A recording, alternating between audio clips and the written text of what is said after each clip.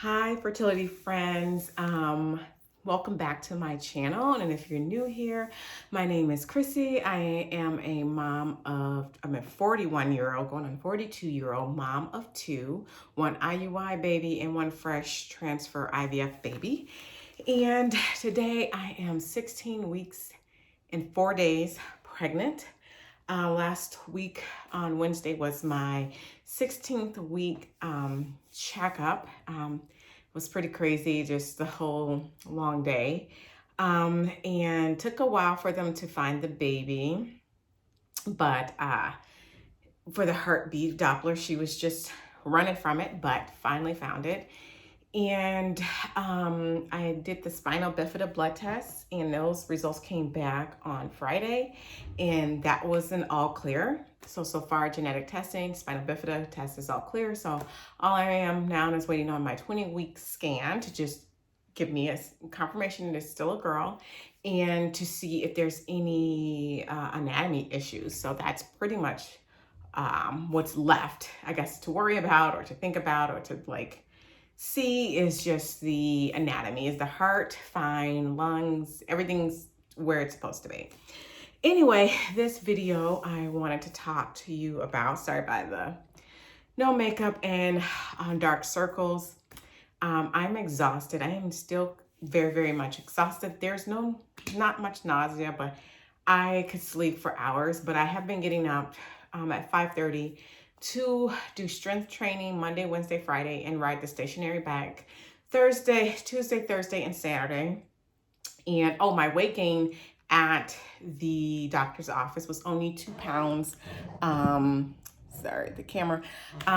Only 2 pound weight gain between my 13th week appointment and or was it 12th week appointment and my 16th week appointment. So I only need 2 pounds in a month. So I'm hoping to kind of keep my weight, just staying fit through this pregnancy, because it's much harder at 42. So being fit is pretty much, my goal. So school will be starting here soon. So the goal is to still get up at 5:30 in the morning, which I just started, instead of doing it later in the day. Get up, do that, get the kids ready for school, come home, get stuff done, maybe get a nap in, get stuff I need to get done for church. Because I'm on a bunch of committees, and I also signed up to do some substitute teaching, hoping they don't call me for the first trimester. Anyway, what I had to talk to you today about is just going over a little bit of the IVF and FET process, and little tricks or tips or something to help you if you are just kind of starting on this journey. So let's start with fresh transfer. I would say when you are a first-time mom or to be, you can put your medications out on the counter, and have everything kind of nice and cute in your little calendar, because no one's going to touch it, because there's no little hands. But when you are doing a second time, you gotta put your sharps container away on top of the refrigerator, and you need to put your medications that are not refrigerated and your needles and stuff away. And so I had cleared out a shelf space in my kitchen cabinet for it.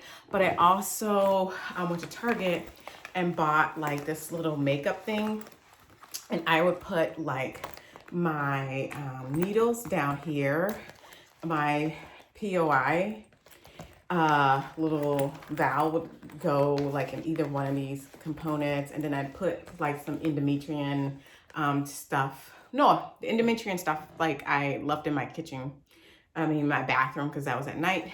And I would put other stuff, the little alcohol stuff, just so I can have a little bit easy access to go to get the stuff out. Because when you kind of stack stuff in the cabinet, and I'm 5'2", so my cabinets are a little bit high, it's kind of hard, and I'm kind of knocking stuff over to get what I need. So it's so easy to just have all my needles and my stuff here, and be able to take this out, and I would fill it up. I would put the extras away at the top shelf, and then refill this whenever I need it. So I thought this was very handy little thing that you get from Target. PIO shots are the devil. Some people buy those fancy dancy needle injectors, which are good, but they're also, I think, $100 to $200. And you're using it for such, to me, a short time. I don't necessarily think it's very economical. I think it's pretty much easier, well, cheaper, just to get like one of these, which you can get off of Amazon. And it's one of these hot cold press things. And what I would do is when I'm like getting ready for my shot, I didn't really need any like numbing personally, but if you need to have it numb, then you can put like a cold or hot or whatever you want on it. But I will put this in the microwave for 2 minutes while I'm preparing my shot, give myself the shot, put the little, gauze on if I need it, and then I would take this out the microwave and it straps on your back. So I would just wrap this around my back, like, or wherever, or on the side, like you can strap this wherever you put your shot, which is supposed to be on the outer quadrants, on the upper outer quadrants of your butt. So I will put this on and I will walk around with this on. And honest, the first time, that first FET, I bought this, but it didn't use it. And I had lumps and bumps and knots. When the second FET, I was like, you know what, I'm going to use this. I didn't have one single lump using this, not one single knot using this. This really, really, really came in handy. And so like, it's so important. Also when you're traveling, because you're doing injections and medications for a couple of weeks, whether you're doing a fresh transfer medication or if you're doing FET, you're gonna need to have something to travel with. And I find this is a little too soft and I don't wanna put like needles in a suitcase traveling with this. So like when I would go to my mother-in-law's house, I bought a medical, which is off of Amazon, a medical traveling kit, this is pretty sturdy, so like it won't get, and the bottom's pretty sturdy, so like if you put this in a suitcase, it's not gonna bend any of the needles. So in here I would put my little, sorry for the out of breathness, but I'm out of breath all the time, but I would put a couple of the endometrium tabs up here. I would put like my, like in this little case, I would put my PIO thing in here. And then in this part, I would put the applicators for the endometrium and also my needles in here. And that was like all in my pill bottle, my Estrace pill bottle in here. And if you have like, you may want to get a bigger thing if you are doing fresh transfer, because you have like more medications, and then you need, you want something bigger because you need to keep the other stuff refrigerated. So you probably need a little cold pack, but they do sell bigger travel medical cases for your Gonal-F or your Follistim that needs to be refrigerated. You need to keep that cold, and you need more room for all the stuff that you need for that. But this was pretty much good enough for an FET. So there was a couple of weekends we went to my mother-in-law's house, and it was just so easy to like throw this in my overnight bag and not have to worry about the needles getting bent, because this is pretty sturdy to keep, everything together. And the last thing I want to show you is a heating pad, not to be used during the FET after transfer or anything, but if things are really bad at night or on the back, I would just use this heating pad. Got it from the Walgreens. And I also used this when my fresh transfer, I had 27 eggs retrieved, and I was very, very close to getting OHSS. So I used this on my tummy after egg retrieval, and this really helped because I was in an extraordinarily amount of pain. So that's all for like the medication tips. What I want to talk to you about is insurance, which is next. Blue Cross, Cigna, Aetna, Kaiser, whatever, doesn't matter. They're not all the same. So it really depends on the employer. So when my husband worked at one company, his Blue Cross in California did not, it was out of California, that's where the company is based, did not pay for anything. But then the Blue Cross I had before paid for some things because that was based out of our state. So what you need to do is look at your actual, you can't just go and ask a Facebook community about which insurance to get, because it depends on their state and also what the employer is willing to pay for. So that's something you would have to look at your benefits package or your spouse benefit package if you're on their insurance. And if you're both working, look at both, during open enrollment, which is coming up soon. And I believe in October for most companies. You want to look at both packages, because sometimes, we just decide to be on your one spouse's, whoever you think has the best benefits, and you put the whole family on it. But I would advise to look at both packages, because there may be some things that it seems like it's better, but if you're going to go through this process, you need to look at what your coverage is for IVF. Now, a lot of states, my state has a mandate that it's a minimum of $10,000 lifetime is required within any package. But the caveat is, if you have a spouse whose company is based in a different state, they can choose to give you the health insurance that is kind of out of that state. So you may, even though you live in a mandatory state, the company that they're based out of, especially if they're a traveler, it may not be. So you have to kind of watch.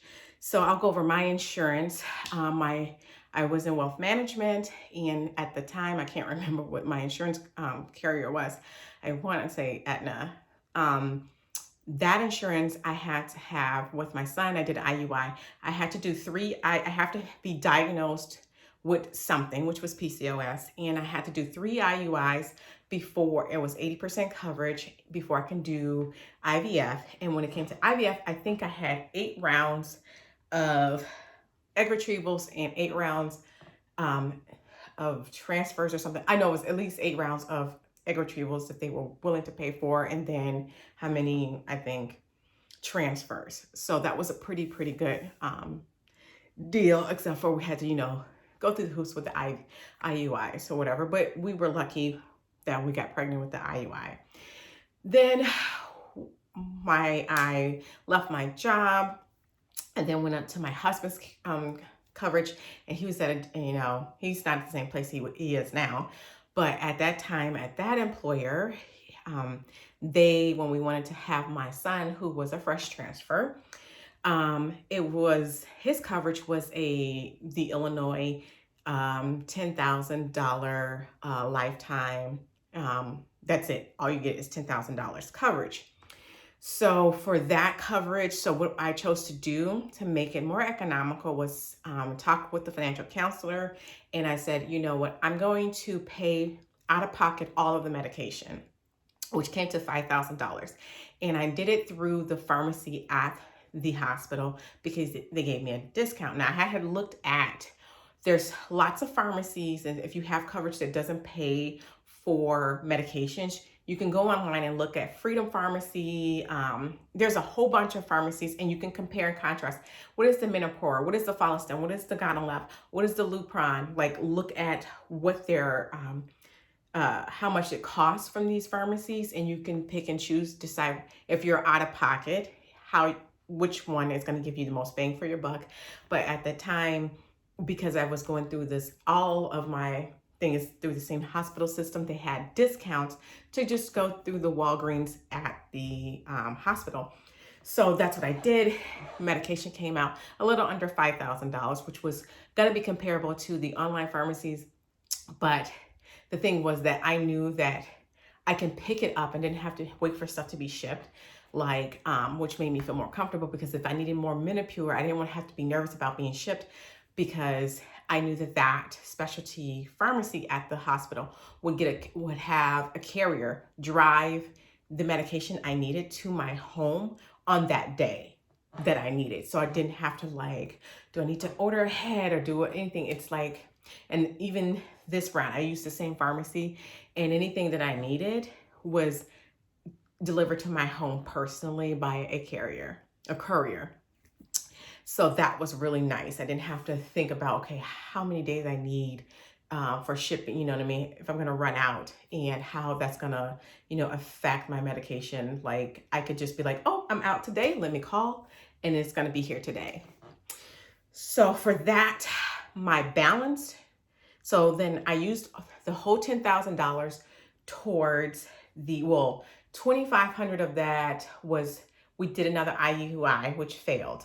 And so I called my RE and said, look, I don't want to do another additional 2 IUIs when I only have $10,000 in coverage.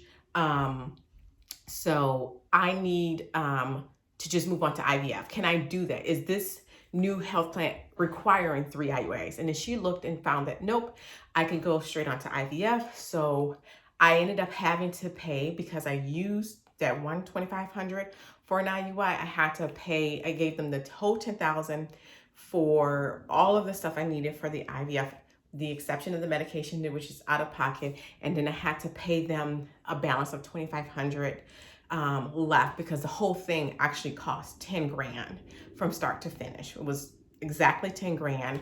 And then aside for that, was the medication, was the completely out of pocket, which was a little under $5,000. Moving on. So then my husband moves jobs again. We get insurance based out of another state that his employer was based in. 0 coverage. We think we're done having kids. I decided to go on a weight loss journey. I lose a lot of weight. Pandemic happens, and I knew in my heart that I wanted another child. And which really pushed it over was a dear friend of mine. She had decided she wanted to start having kids, same age, 40. And she's like, her and her husband at 40, they decided they wanted to start having kids. And then she went in for a bunch of testing, found out that she was diagnosed with stage 3 esophageal cancer. And that was terminal.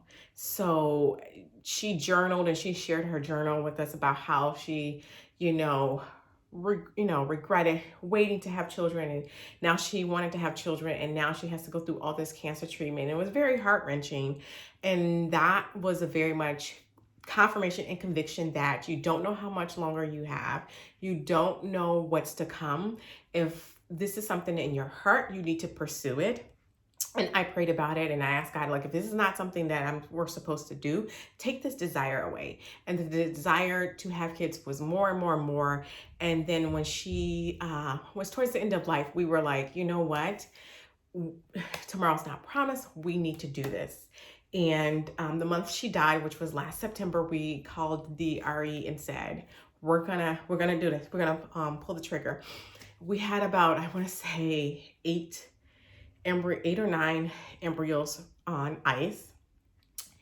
And so we started the process, and I called for coverage again, because my husband moved on. His employer, he didn't move on jobs, but his employer changed insurance. So now we're talking about Cigna.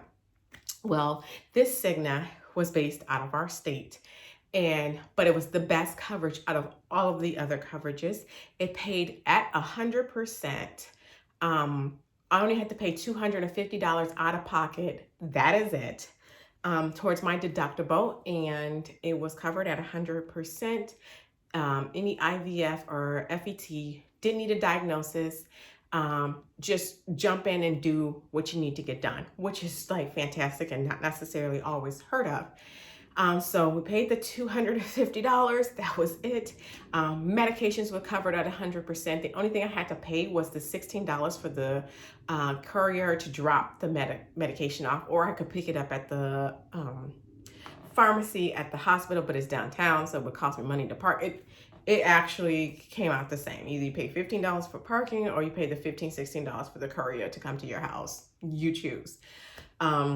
So that was 100% covered for the FET. We did the first FET.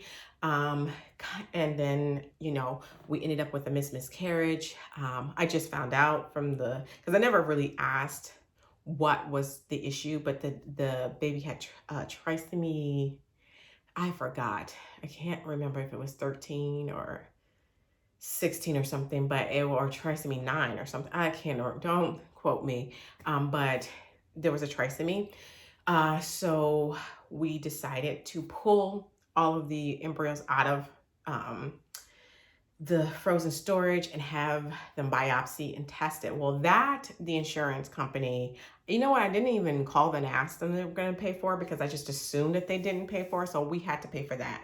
That cost us, we went through RGI, and that cost about $4,500 or $5,000 or something like that. So that was the big expense that we had for this FET, but we felt like, you know, everything was covered from like start to finish. It was worth the investment.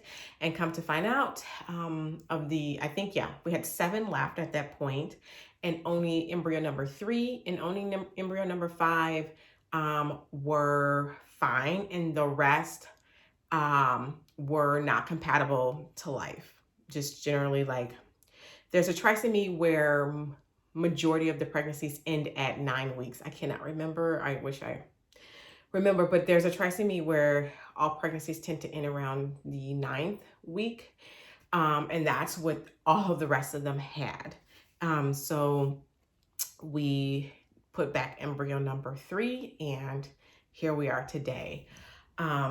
So I'm pretty sure that the maternity, the C-section and everything else is going to be really good coverage, just because we had such fantastic IVF coverage with this insurance. If we just, I'm praying that his company holds on to this insurance, because they tend to, like, every 2 years change plans to just willy-nilly. But if we choose to put back embryo number 5, we know like everything will be covered. So that's my journey for insurance coverage. However, if you do not have any coverage, and you do have insurance, but just not the coverage, you can go onto the Affordable Care Act and get coverage. My friend did that because her employer did not cover it. She paid about $300 and extra a month for her insurance, but when you're talking about $15,000 to $20,000, it's a drop in a bucket to pay that per month for that extra coverage. And she just found a complimentary plan to hers that covered at 80% of fertility coverage. So 300 was a drop in a bucket compared to writing a check for 20 grand for like everything. 15 to 20 grand, depending on your state and where you go. Also, you can go to a CNY clinic. They're like all over the place. They are discounted in their fertility treatments and stuff like that. And they have like these special packages. So you can look up CNY clinics. The other option is to get a part-time job. I know people who drive Uber Eats and Grubhubs who help save money for their fertility coverage. But honestly, the best thing you could do instead of doing that would be to get a job at Starbucks part-time or Walgreens part-time if you have a Walgreens in your state. Everybody has a Starbucks in their state. They have fantastic fertility coverage. So not only do you get that little money in part-time, but you also get some coverage. And you can work there on the weekends or after work or whatever, you or your spouse if they put you in the plan. So those are some options, and I'm pretty sure there's other places that you can work part-time that will still give you coverage. So those are some options. So just look at companies, or you can just, if you don't like your career, find a place that you know, because there are some companies, Comcast Universal has a fantastic fertility package. Not only do they pay for IVF and FETs, they also cover eggs storage. If you're just a young woman who want to freeze their eggs, they pay for that. And they also pay for surrogate egg donors. So that's also a very fantastic place to work. If you can work for Comcast, or if you're in New York and you can work for NBC Universal, those are some really great options. So I just wanted to give you a snippet on that. I don't know anything about international. I know some people go to international for Treatments, I am not educated on that at all. So you would have to talk to somebody who, you know, has gone from the States overseas for that. So I'm gonna wrap this video up because I can hear my kids starting to kill each other. It's 2 more days to school. School starts Wednesday, so I'm excited about that. If you have any other questions, feel free to list them below, or if you have any corrections, or if you know anything else, just put that down below and let me know how your journey is coming along. Next time, I'm not sure next week because it'll be the beginning of school if I'll come on next week, but maybe the week after. I'm going to show you some baby stuff that Sasha G, which is another YouTube person who did an IVF FET cycle. She's about to give birth very, very soon. She sent me some stuff off my baby registry. My mother-in-law bought some stuff, and then I bought like 1 or 2 things. So that will be part of my next video, and I will talk to you all ladies soon, and baby dust to everybody. Bye.